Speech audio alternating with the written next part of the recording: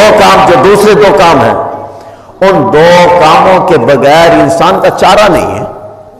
وہ کام ہی ایسے ہیں مگر انسان کا چارہ ہی نہیں، گزارا ہی نہیں اگر وہ دو کام نہ کرے. اب پہلا کام کیا ہے؟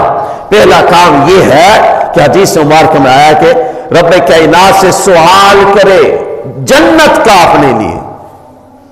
رب کائنات سے سوال کرے جنت کا. اور دوسرا کام کیا؟ دوسرا کام یہ کہ رب کائنات سے جہنم کی آزادی کا سوال کرے. اس ماہ کے اندر کثرت ہے اللہم اجرنا من النار. اگر بخشش کی بات چلے رب اغفر وارحم وانت خیر الراحمین. جہنم سے آزادی کی بات ہے اللہم اجرنا من النار. اور گناہوں کی معاف کرنے کی بات اللہم انک عفو تحب العفو فاعف عنی یا غفور. یہ چار کام ایسے کہ اس ماہ کے اندر بندے کو کثرت کے ساتھ کرنے چاہیے.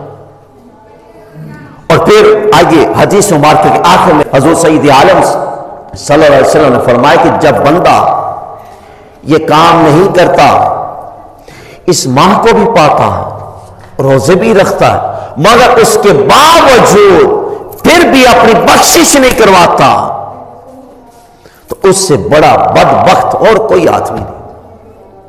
اس سے بڑا بدبخت اور کوئی آدمی نہیں. فرمایا جو اس ماہ کو پائے تو یہ کام، چار کام مسلسل کرے. رب کائنات کی بارگاہ سے بخشش کا پروانہ مانگے، جنت کا سوال کرے، گناہوں سے آزادی کا سوال کرے، رب کائنات کے حضور کثرت کے ساتھ تسبیح پڑھے لا الہ الا اللہ کی، بخشش کا پروانہ. اور رب کائنات اس ماہ کے اندر، اس ماہ کی برکت سے اپنے بندے کو ضرور بخشش کا پروانہ عطا کرے گا.